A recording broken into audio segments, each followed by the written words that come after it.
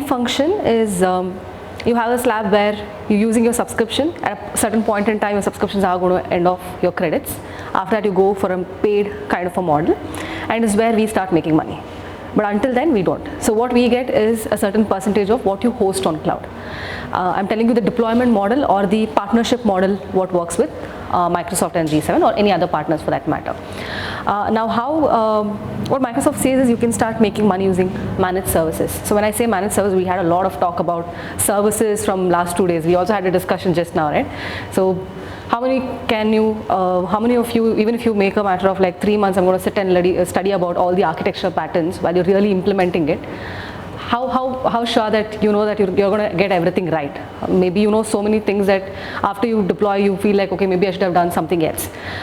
This is where the managed service offering comes into play, where you can take us as your extended technology arm, where you tell us what is the scenario you want. Code is something is yours. The infrastructure, making sure the availability is in place, disaster recovery is in place. There are a lot of options which Vinayak was mentioning, right? All of this is something we will help you design it. So the relationship starts here. So from the time you've onboarded, the complete life cycle you're with us. So making sure you're spending cost. Today it is credits. Once you go for a paid model, when you really start spending that $25,000 which she was mentioning, right? You will really understand the pain, because being a startup, resource crunch is one of the major things, because you have to sit and do everything.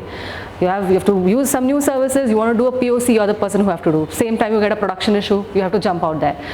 But having a managed service partner, there are a lot of ways you can start leveraging, and most of people make this as a services business. The plus point here, why we also spoke about branding yesterday, where we got a lot of things telling it, how is it different? We don't charge for any of the managed service offering. So be it from the migration, the optimization, architectural reviews, all of this is something that comes at no cost. Okay, so keep explaining about it. So when I say migration, here it is about moving from Azure to Azure. Maybe you're using the sponsorship account. There's a day you're going to move it to a pay-as-you-go sort of a model, but you will have to transition your workloads seamlessly, because maybe during that time you would have gone live, you have customers already deployed, having a production down is something that you will have to plan for. So this migration from any cloud platform for that matter is something that we will be able to help you with. We've also migrated customers from on-premises to Azure. Okay, we are partners of all the 3 clouds, but Azure is the momentum which we always focus on, right? I think most of you are using AWS is what I understood. So I think it's difficult for you to start mapping what components are here, what is the equivalent I need to use on Azure. Now we as a managed service partners, how we can help you is understand the way you have deployed on AWS. Sit with you, understand the deployment architecture, recommend you is there something we can do different, maybe optimizing the cost, maybe letting you know there are other services which is native of Azure which is not there in AWS, and we can help you with an equivalent design which you can host on Azure. And again, we will be hand-holding you, no dependencies. So we always like enabling people. So you're going to have a lot of training programs that will be hands-on, not scratch on the surface sort of a training. So you can leverage all of those to start using. So usually why do we want to get into a kind of a migration sort of a thing, or why are we going into a cloud for that matter? And these are the consideration where maybe the scaling and high availability. Mainly this is for people who are moving from an on-prem sort of a scenario where scalability you will not be able to do because you have a hardware box that you've purchased. If you want to scale it, you just have to bring another one. So that's one. Upgrade, security, the management. Like I was telling, right, you need to have a dedicated person to manage your Azure infrastructure. We were having conversation with few folks yesterday, right? They were telling they're planning to hire someone who knows Azure so that they can just manage their workloads today, because they don't have the expertise of maybe optimizing the cost, maybe planning the well-defined security patterns for that matter. Right? So these are the. Where's your office? It's in Bangalore, so we're based out of Bangalore, but we have customers across India. So all your architects are based out of Bangalore? Yes.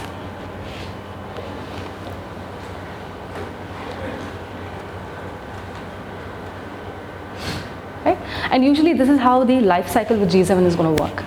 So first is always going to be a lift and shift. I've seen a lot of migration. Trust me, I've done almost more than 100 plus migrations today from various cloud platforms to Azure, on-prem for that matter.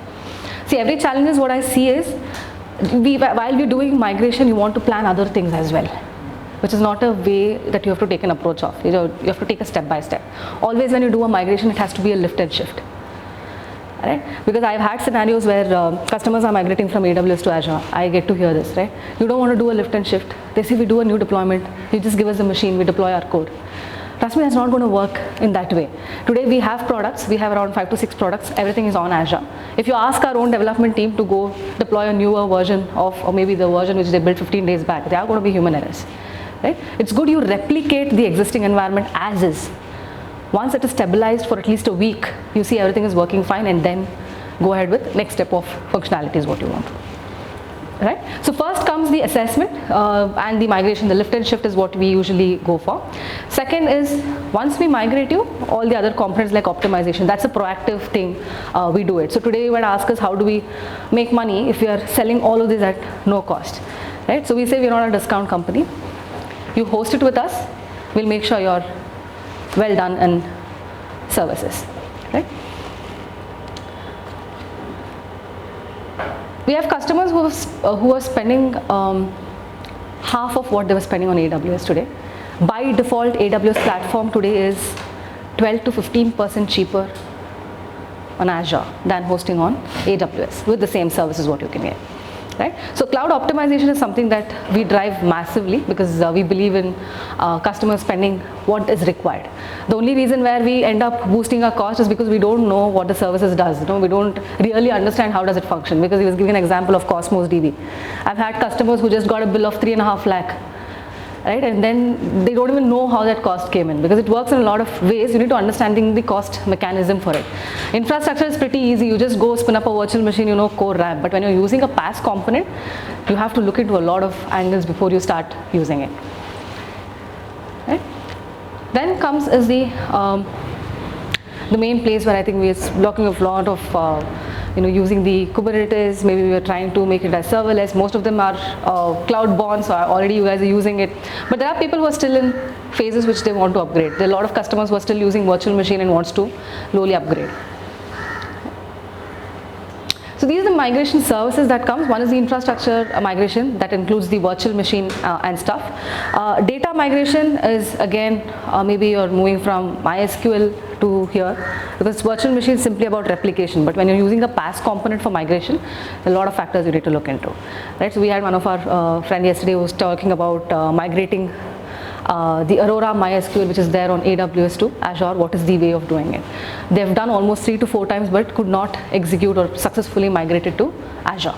And these are the things which you will be able to solve. With respect to platform, that's how I was mentioning it was a different cloud platform, Azure to Azure, Azure to AWS, on-prem, GCP, soft layer. So you name the platform you want us to migrate, and that will be done. Right?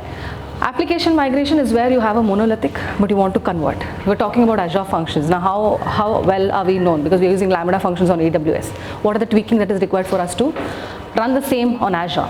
Right? This is where our expertise come, letting you know that, hey, you know what, this is something that we'll have to do to move that to Azure functions.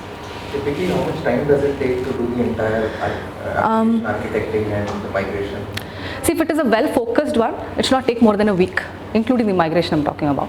If it is an Azure to Azure, it's a different platform, it's just a day's activity. Right? But if it is AWS, it takes 7 days, but you need to have focus.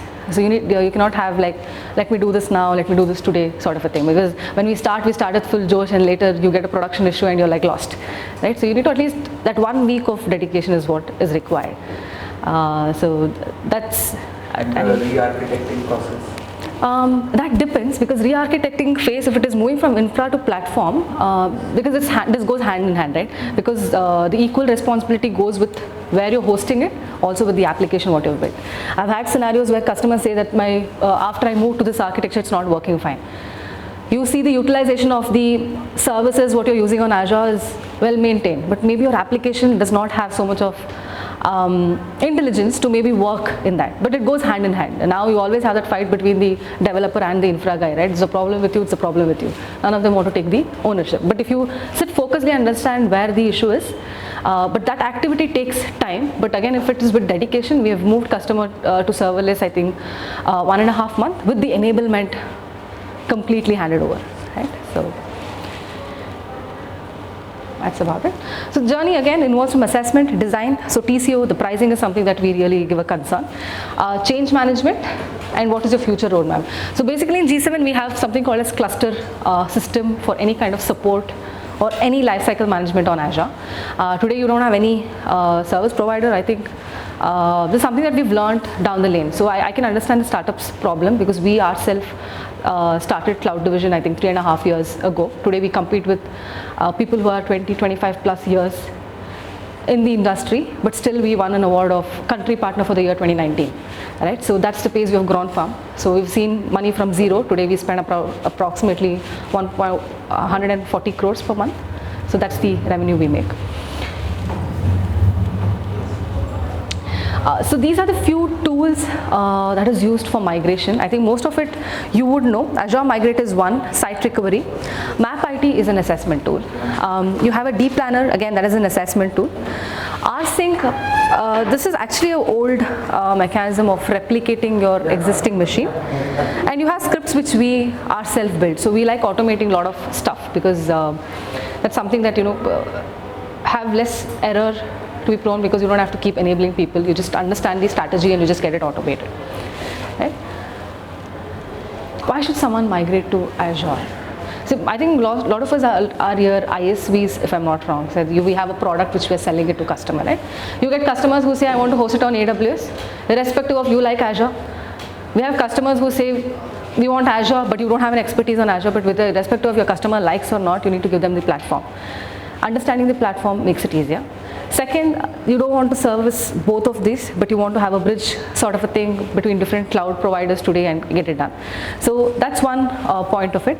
On Azure, I will come to that point where I'll give you a description of why. See, today the only two markets I would want to compare is AWS and Azure. Apart from that, I don't want to compare Azure to any other person on the cloud, because they're way far behind in meeting the requirements. So I'll come to those slides and giving you the details on why Azure is something that you have to choose. Right? So what can trigger migration? This is mainly for people who are from on-prem, but again these are something you can relate to. Maybe application innovation, like the way we spoke, maybe your customers are one of the reasons. Securities, capacities, never a problem. Right?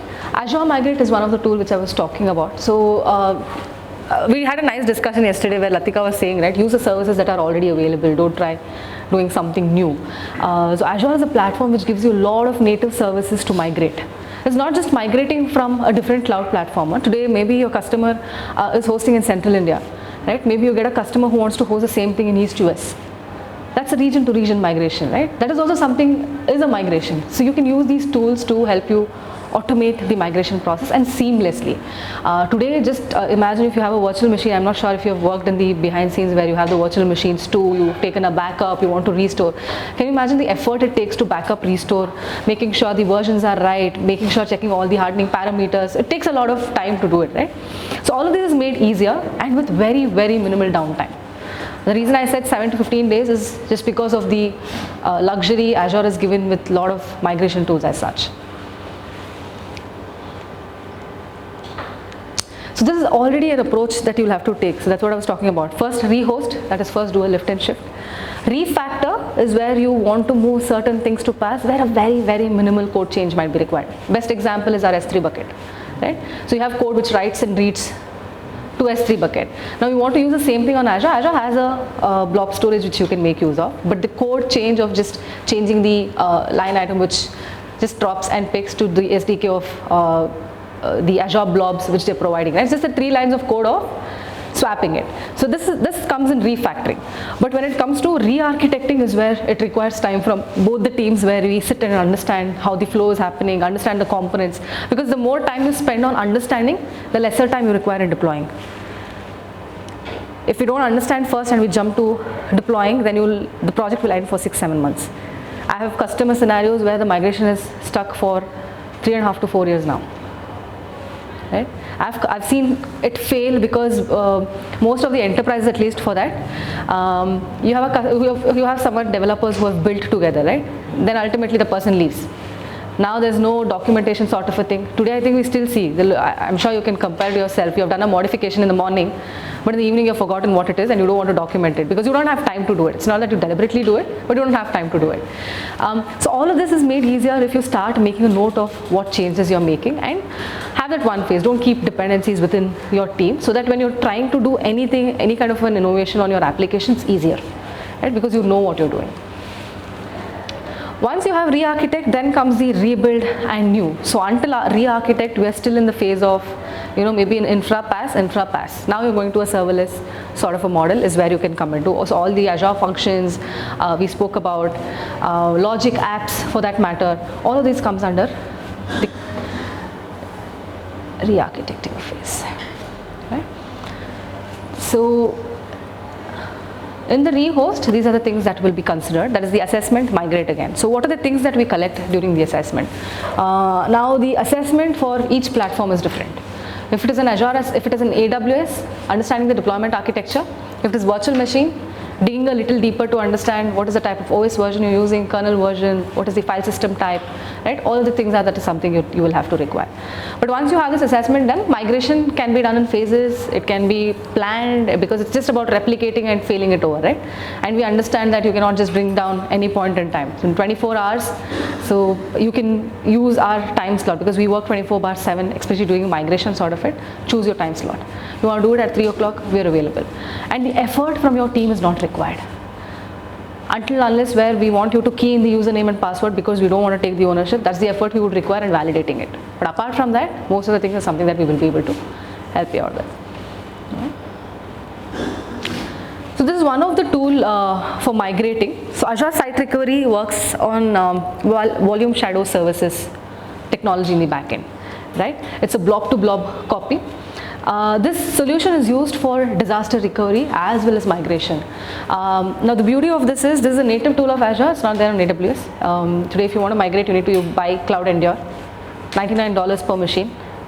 But using 1,625 rupees, that is Site Recovery's vault cost, we have migrated 250 servers. Okay, so just compare 99 into 200 plus or whatever. Right? So the way this works is the virtual machine does not get created unless you go do a failover. So it's going to be only a disk cost that you will be having. Even on the disaster recovery today, if you go for any ISO audit, right, they ask you to have a disaster recovery plan in place. Now why this is required? We had a customer, a startup for that thing. Now you don't have a right engagement with the customer. While you're doing sale, right, you want to just close it. You want to get an order, but you don't want to take the right responsibility steps. Now you don't know what SLAs you've signed with your customer. Now there's a disaster recovery that happened. Now no one wants to take the ownership. Right? And you come back and say, hey, you know what, we're hosting on cloud, you didn't give me DR. I can give you everything. I can give you an architecture worth 10,000 rupees, I can give you an architecture worth 1 lakh. But it depends on what you want. Right? You come and tell me I want a disaster recovery plan and this is the budget I have. If you were, maybe a little outspoken with your customer and told him, hey, you know what, disaster recovery, this will be the charge. This is the RPO and RTO you get. Now you tell me whether you want to implement this on your environment or not. Now not all your customers who want to do. We have customers in different slabs. You have customers who pay like maybe a little higher in a second segment, maybe very high-end customers in the third. Right? Based on that, you can pitch in whether they want to use it, does not want to use it, that's secondary. But you will be in a safer place where you gave an option. Right? Implementing depends on them. So this is one which you can use for migration, but DR is the best option for Azure Site Recovery because you don't have two machines cost. If you're looking for high availability or a cross data center thing, because today in ISO audit, if you start getting into it, so then this is a mandate thing. They want you to have a disaster recovery cross region. And today, some of our clients are actually asking for ISO 27001 certification for the hosting. Is that also available? And can you we can help you with. So we can help you with what are the guidelines, how you can... Not us. Since the entire data is stored on Azure, we would need that on Azure. Absolutely. We can help you design. We can tell them that this is how it can be done and this is the cost. We can help them design. With the ISO 27000? Yes. See, by default platform ISO 27000 is already there. So Azure, by default you have it.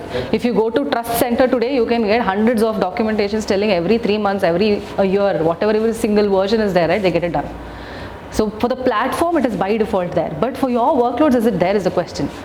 Now you need to check with your customer, are you talking about the platform was, I give it to you. But if you're talking about a environment which you're hosting, now you need to pay addition for it. If you're ready to pay, we give it to you. We can help you design. You tell us what is the RPO and RTO you have signed up with your customer, we can get that done. But this is cost effective because you'll not have to run two virtual machines. It's just about running one set, the other is just the copy of the disk, and it's just a click of a button to bring the second region high. Maybe you can just have a traffic manager sort of it like the way it is here, and you just have a region 1 pointing to endpoint 1 and endpoint 2. Maybe you can use a priority based routing between these two. So this was the one which was talking about the databases. This is mainly for people who are using AWS and want to move to Azure, right? You want to move your data to Azure. This is the tool that can help you migrate. So you can migrate all these databases which are there, but there are databases which is not there in the site, but you have the other tools available. But this is the native tool which Microsoft gives you. This again we're covering the same refactor, re-architect phase, rebuild. Yes, please. We try to use DMS to migrate from AWS MySQL to Azure MySQL, but there are certain features that are not supported on Azure MySQL. Like it? So how do we take care? So there are some security protocols that Azure does not support. So we can take that on a one-on-one chat later. Absolutely. But just wanted to understand how good is DMS for things like that. See, DMS is a tool that it's a mediator who help you move data. Correct. It's not something that gives you configuration. Correct. Even if you start migration, right, you need to make sure the versions are same. A lot of prerequisites you need to see on right and left to make sure everything is compatible. Now, if the features are not available, we really have to look into on why is it not available, or are we sure that we understand the components first to make sure, or have we tested it? Because the limitations are there. Because I don't want to hide from the truth. Limitations are there. But this limitation is something that you will have to find out. See, being with us today, we had an issue with when SQL MI got introduced, right? SQL managed instance, where a complete disk. Now you had the data in time format, which was in UTC. Now everywhere in the database, you're storing it in a different format. Now if you want to use this, you need to write or maybe change the code. Possible to move to MI, but what was happening is you had to write another piece of code to convert it into the time zone what you require. Okay. Now you tell me how much time will it take for you to sit and rebuild the complete places and identify where it is. Now this was one of the key factor or bottleneck which we found while we were doing a POC. That's why before doing anything, right, we recommend doing a POC.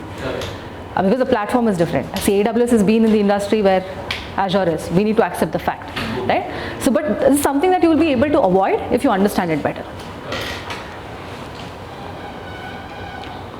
I'll just skip these slides. We've already seen about security. This is pretty interesting. So this is how the solutioning is going to work, right? So this is one of our customer. If you can see, this is how it has been structured. This is an enterprise architecture. You can see the DR, you have near DR, you have far DR there. Tell me what not. They're using everything, right? Helping them build the same thing on Azure. So we went ahead with using the virtual data center concept, or this is one of the pattern is what we can say for deploying. And this is how it looks on cloud, right? You have the complete security isolated, which is the middle layer. You have different applications that are there around, right? For everything you have a single jumper box that is there, and security is hardened, right? Now this designing is something we'll be able to understand only if you sit and understand your first architecture. But this requires time. Now if anyone goes see this, at least for a week, you'll be like, how are these even connected?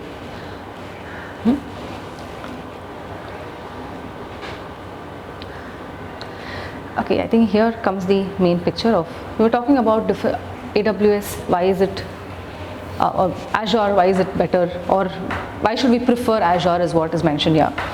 And it is pretty transparent on Azure. So there's no any IP issues that you're going to have when you're there on Azure. But with respect to AWS, there's nowhere you can see this transparently mentioned, right? Look at the number of compliant clouds we have. So today there's one beautiful tool called Azure Security Center, which is there on Azure. The Security Center, I think it charge you around $930 bucks for one endpoint. Endpoint is, you can take app servers, you can take SQL Server, virtual machine, you can name it.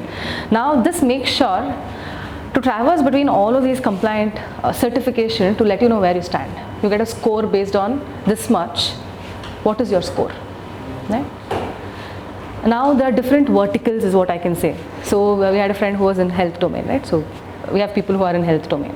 Now if you're going for that, you have a certain specific compliance certification that they need to get, right? Now how compliant are they with respect to that certification? ISO 27001, that's again another certification. How compliant are you with respect to that? What is your score you have for that? Right? We spoke about HSM some time back. We were talking about Key Vault and HSM, right? So today you have a cloud-based HSM which was still not available. So the way the HSM works is you have a bank person who comes, deploys the key and goes. Now tell me which data center people allow you to go and check the data center, right? Even Azure you can go see the data center, but they don't allow you to access anything. But they brought in something called as Cloud HSM. Now this was an important factor for anyone who wants to get a PCI DSS compliant, right? Who are into BFSI sector, who are into banking and cardless transaction. Pine Labs was one of our customers who really wanted to get this done, right? So all of these are certifications which will be adhered to the security center. It works on ML strategy today. So ML is the technology that they use in the backend, and this identifies threat across the globe. And they also give you remediation on what you need to do to come out of it. It's just a click of a button. So maybe we have something called as security groups in AWS. There are something similar to NSGs on Azure. It will also highlight you telling, is your NSG hardened? It'll ask you, please don't use the default number for, we still have customers use 338922 for logging in, right? We still use the default port number for MySQL and SQL Server, which we say don't do it. Because see, the first thing they will identify is, are you using the default port number? First thing they'll say, are you using the public IP? You're using the public IP, you already have given the default. It's easy for anyone to just do it. Now this will give you recommendations on don't do it. And just a click of a button, it will go change it to any other number which you just give on a runtime. And you can put in a lot of alerts for it to tell you if it finds some threat. Okay?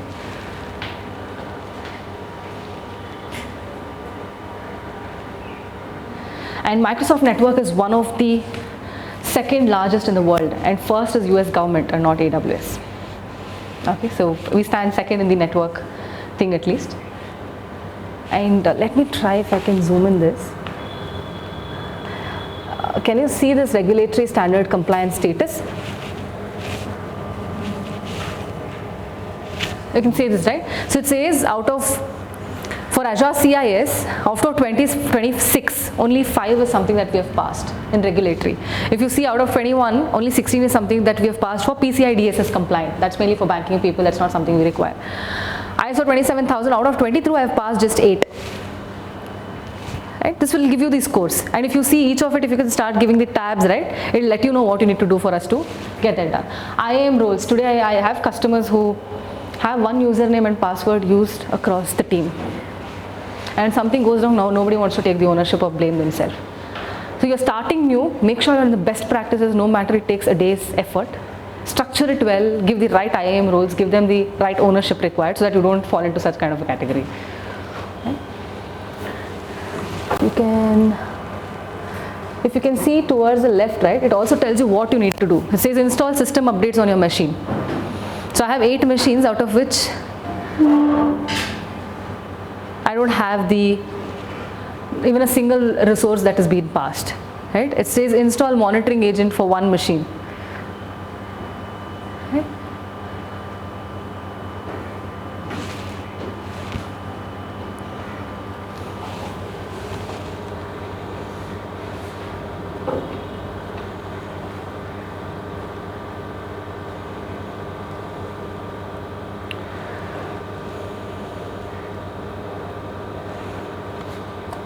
Okay, so this was about one of the interesting factors. This was based on the pricing which we spoke about. So if you can see the family sizes, I've done a lot of TCO calculations and pricing for AWS and Azure. And today, see, we even sell AWS.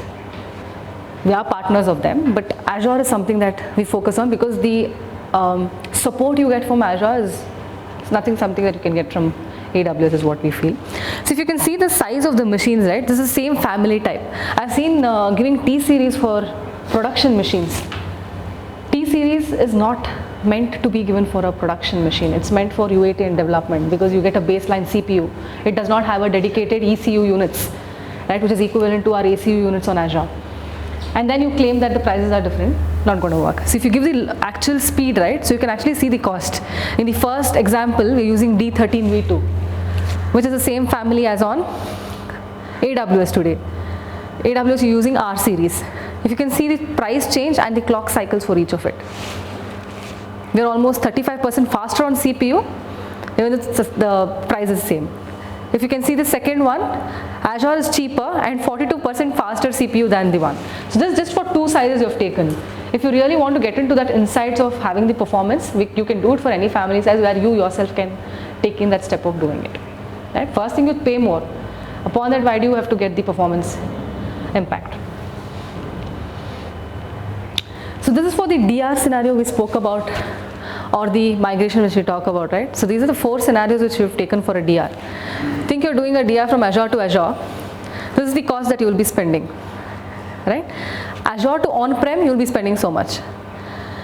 AWS to on-prem, you have $99, and this is for one machine I'm talking about. The other first two, you can at least replicate 200 plus machines. This for one machine, you spend $99. And today you don't have a backup mechanism in AWS. You need to buy a third-party tool, or you need to do a snapshot.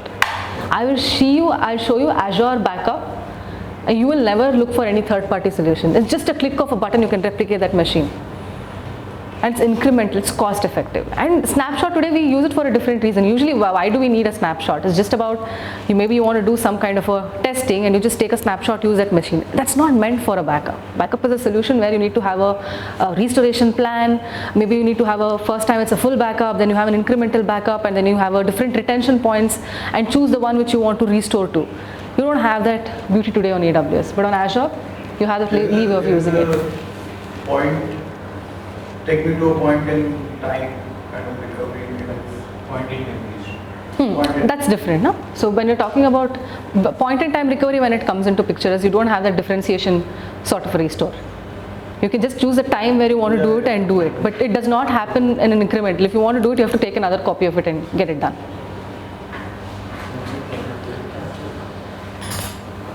Sorry, that's something.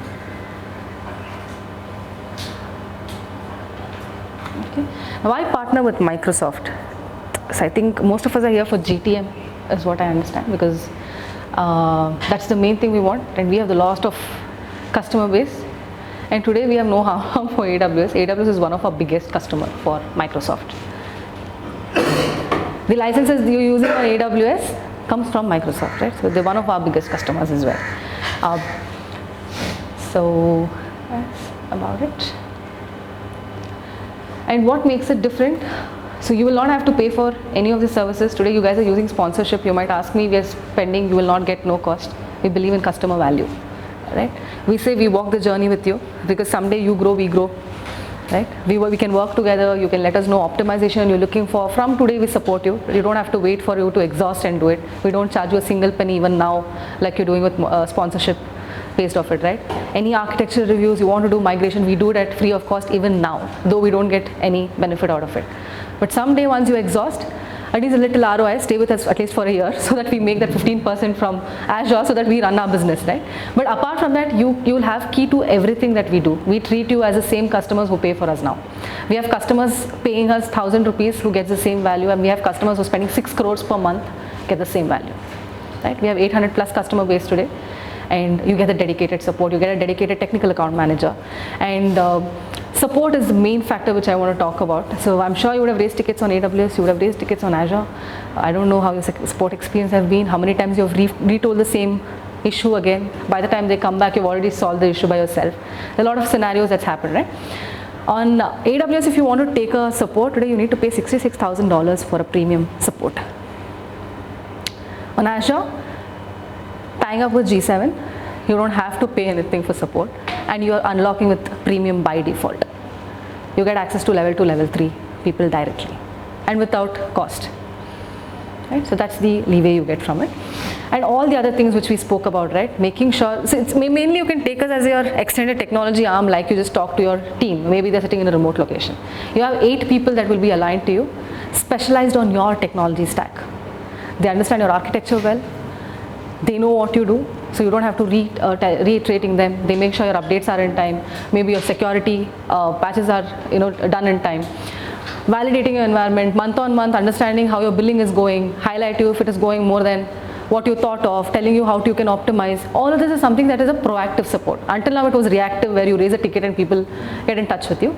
But I think that model does not work anymore. You need to be proactive in giving support is what we've figured out. So we've been in service industry, but we have our own products. But what we feel is the value you bring to the table is what matters.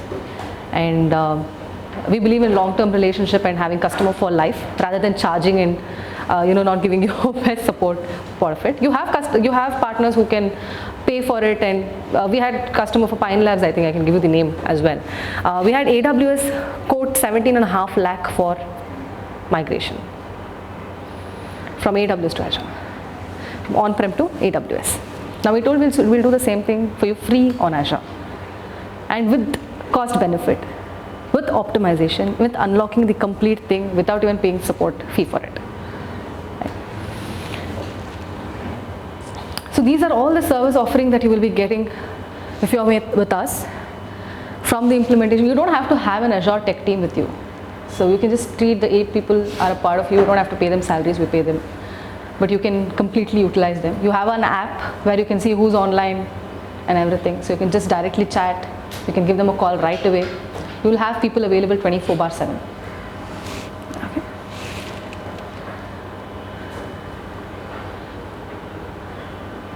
So these are our customer base. So you can just have a look into it.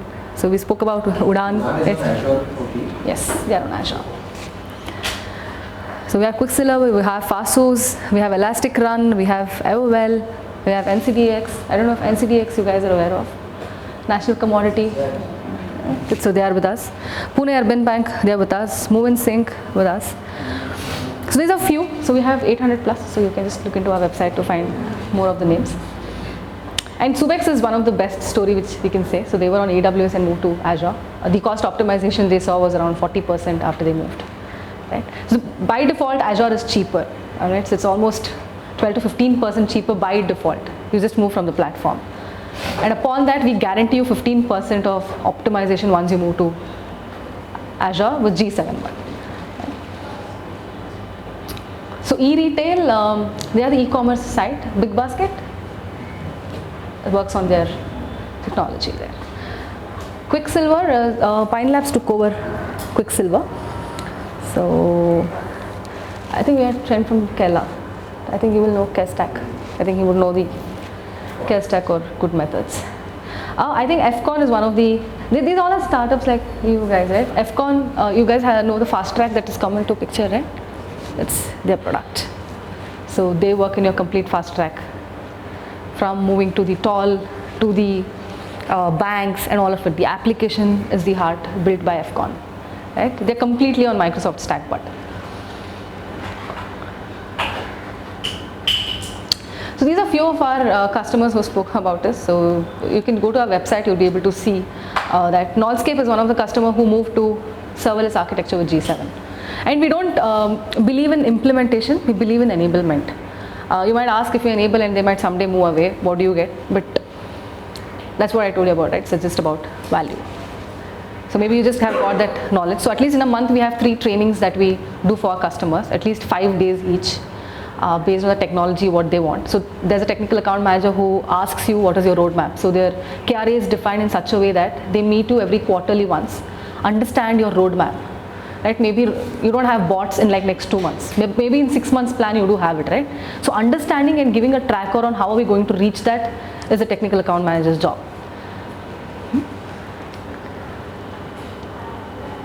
So these are few of the case studies on how the migration has happened. So Subex is mainly from AWS. So people who are in AWS, if you have something, you can let us know. So this migration happened in just 24 hours. We moved 140 servers to cloud, right? And name the versions of Red Hat. They're using everything is out of support and building the custom images and bringing them to cloud. And that too in 24 hours was one of the big blockbusters is what I can say. We had around 20 people deployed in office. We worked 24/7 to get that done. Right?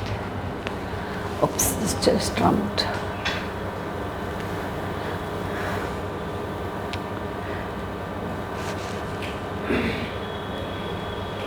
right? So these were the things. So you had, we took 8 hours of downtime, so it's been almost a year, so I don't really remember the one. So 37 kernel versions, 25 different OS versions out of support for 15 years old. So I think that's it about Subex. So next one is on-prem. Toyota Protect is one of the customer we migrated from on-prem. So their problem was, see, Azure to AWS will not have a problem because bandwidth you have on both the sides. But when you're moving any workloads from on-prem, bandwidth is one of the important factor because it's about the data replication, right? How you move it. But there, since it was a very critical workload, you had to lay a dedicated line for a week, which we got it done, and we were able to successfully migrate them in 7 days. So today they are happy on Azure. So we've again additionally got their US workloads to us as well. So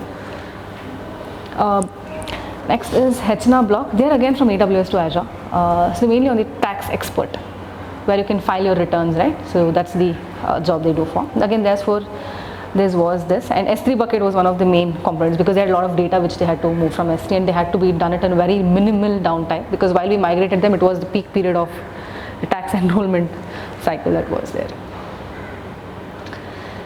So this was from NetMagic. NetMagic is again something like a data center from where we've migrated, right? And that's it. And a couple of other things which we can say is Fasos. You guys know Fasos, right? So most of us, we do this. We take a backup, we keep it in the same machine. Trust me, that happened to them, and overnight there was a ransomware attack that happened on the machine. They couldn't do a restore because the backup was in the same machine.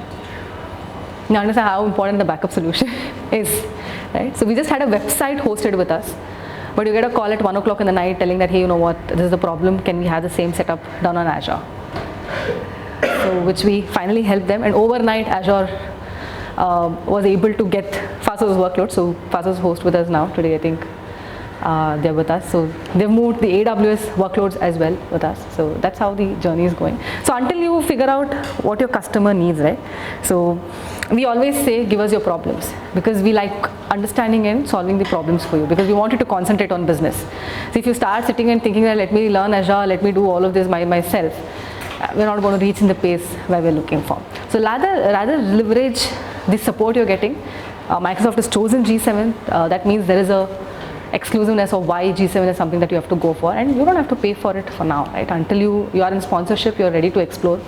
You will also get to see our services on how things are, and once you move, again, you're going to get all the other benefits the way it is. And meanwhile, by then I think we will have also understood how you work, how your business structure is. Maybe we can give hand in hand to help you assist. But is there anything else, maybe you want to tell your experience on what you feel about migration, or because now I'm sure you will all have to move to Azure. But what are your plans? Are you like anything in your mind you would want to share, or should we just take the questions? Yeah, I have a question. Yes, please. So we have around 15 lakh images on S3. So around 250 KB each. So how much time would it take to migrate that to Azure Blob? 3 days? Okay, nothing faster than that? We can try it out. We can see the cable. At least we can, once you look into the structure of how it is organized, right? Folder types and all of it. It's just 2 folders.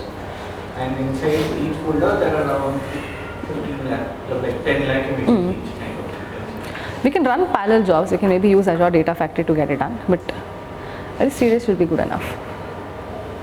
Is there, But you can let us know on what time frame you want. So maybe we can find a solution for that time frame. Maybe I will take it that way. You can tell me what is the maximum downtime you can afford, because that's the main thing. We can design parallel things, or maybe if it is required for us to build certain scripts to trigger and parallelly do it. So you tell what is your requirement. We will give you a solution which will actually suit your requirement. If it has to be customized, we do it. Yes. is there something like an FTP Yes, we do. in Azure? Yes. How does it work ideally? Which Like, FTP? you'll have to take a VM and then Not required. See, FTP, tell me how are you using it on your solution? Basically, some of our clients, they're not able to integrate their ERP with our system. So what they do is we've given them an FTP, they just dump CSV files, Okay. and then we have a service that runs every minute and picks up the files and processes them and puts them in another folder. Okay. And every client has a separate FTP with different credentials.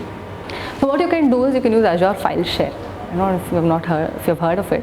Azure File Share is similar to your NTF, what do you call that as? It works on SMB 3.0 portal. So it's just about mapping it to any machine you want. You can map it to multiple machines.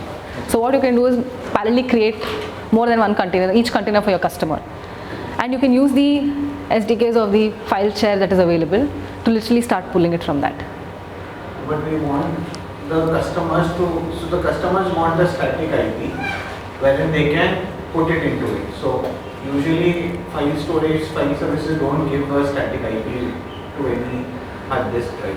Or maybe to a storage. The storage they don't give you, that's absolutely right. So currently, but how are you doing? Because I think that's also does not give you a static IP for that now. No, we are not using AWS, we are using a VM. See, our any reason these guys want static IP for that matter? Yes, so a few clients have their own compliances rules, so they cannot go against it. Since it's And even SAP R3, if they have to do, build the entire integration piece, they have to pay for the licenses. So a simpler way for them is generate a CSV and give it. yeah. There's just a lag of 1 minute, so which they are okay with. Oh, that's. But it depends on what your customer. See, in your scenario, maybe they can accept it. But in your scenario, would they? No, it's the same. Oh, it's the same scenario. Is it okay? Done. See, if you're looking for a static IP, I don't think so. There's a solution where you can go for a direct service based off it. Yeah. See, because that requires more of a compute than service. But it would be rather telling them, you know what, we are the people, we will design it for you. What you require is hosting it. Right? Because ultimately you will have to go pass them the cost. Right? Or are you bearing the cost? If you are bearing the cost, they should listen to you, according to me. Right? If you are okay that they're paying it, give them a virtual machine, maybe a smaller size. There are times where, for a web app, for that matter, right? A web app gives you a FQDN, it does not give you a IP. Yeah. The dynamic IP keeps changing in the back end. Right. Now this guy wants a public IP for that. Either you go for one small virtual machine, route the traffic through it. You give you the endpoint of application. I mean, we give you the endpoint of the machine. The guy was okay taking the virtual machine cost of maybe a B series machine, because there you can choose any machine, right? So that's totally You okay. need to make a VM for routing it, or we can just add a API gateway in between? You can add an API gateway as well, because that's an app service, right? So it's, you can use anything in the front end. WAF would not be required. You could just use a normal load balancer also for Do action. you have architects who worked on ASP.NET Core with microservices or SaaS? Yes, architecture? we do. Nolscape is one of the customers. So all our products are based on the same. So we have our own products. It is Core? yes. So the portal which I was talking about, our support system, right, where you can see the 8 people who are available, who are online, and all of it is built on the same technology. So everyone you talk in G7 are certified architects. You're not talking to anyone who's just done a certification sort of it. They give solutioning. Our sales team don't have targets. So they're able to understand the customer's problem and help them resolve it. Because anyways, the only thing what you want is the customer get the right support and right services so that he's happy with Azure. If you're able to give that, we're able to connect with you well. I think things are going good. Today we have 0 customer churn. The customers who are with us are the value for the services what we're giving. Where they feel that, they just give a call telling, hey, you know what, we're trying to do this POC. This guy is on leave. Can you help us get this POC and give me the results? And we deploy 3 people, get the results, give it to them. It works, good. If it does not work, they're telling, hey, you know what, this is not working. Is there anything else we can try? Right? So they use us as a guide. Right? That's why we say use us as an extended technology arm. Right? So you believe that this 8 people is your team who knows Azure, so you don't have to deploy someone for Azure. They can manage the complete life cycle on Azure for you. So say we sort of move from AWS to Azure, would there be somebody who would monitor the performance of The 8 people are dedicated for you. But then, how often would they look at it? You're going to have an app, everyone online. If they're offline, they tell you they're on leave or maybe they're on a break. So you get the app where you can see the visibility. So we are pretty transparent. We say we can. And otherwise, no. So you have a transparent app, you can just dial in. And trust me, on escalation metrics, right, we have our MD's number. That's not routed through anyone. You can directly talk to our MD. That's the kind of serious we are. We've been talking to somebody from Microsoft, a couple of people. And then whenever we want some help from them, we have to schedule time, which is at least 3-4 days later. Not required. With us, it does not work. See, because Microsoft, you can understand the customer base they have. So the reason they are coming with the partner model is for this. so that you get support when it required time. Microsoft also gave us an AWS an Azure architect. And They are see that's not a dedicated, right? So this is not dedicated for you. Now they have four people like you who they are talking to. Now while you're implementing, trust me, max the bandwidth they have is they can give you an architecture, they can tell you how you can go about it, they can give you a solution on the go. But you want someone to stand with you or walk that path of implementation. They're going to have a lot of bottlenecks. It's just not seeing easy on the architecture, but while you're implementing, the number of issues you get, making it work for what you have is a task where it has to be collaborated well and planned and deployed. So you can use our support. That's why Microsoft gives you a partner where you can ask them what you want and they do it. But you host with them because Microsoft anyways wouldn't sell you directly. It's always through a partner. So use that. The plus point is you don't get billed for anything, right? So you're using the services, just that you'll have to stay with us for a year because we'll have to make that 15%. Otherwise, we cannot run our company. We'll have to do social service. we only need support for 1 year. I mean, I'm giving you the. We only need this kind of support at a lower cost or at zero cost only for 1 year. Then obviously we'll also be doing. No. You will not be paying. So I'm telling you at least an ROI for what you have given until you spend a sponsorship, at least to recover that 1 year of cost, is that. But we don't charge. So we have customers who's been there from the time you started the organization, and we don't want to change that model. So I wanted to say that in all startups here, this is the time that we need support. Absolutely. I think that's why Ritika has brought us here, right?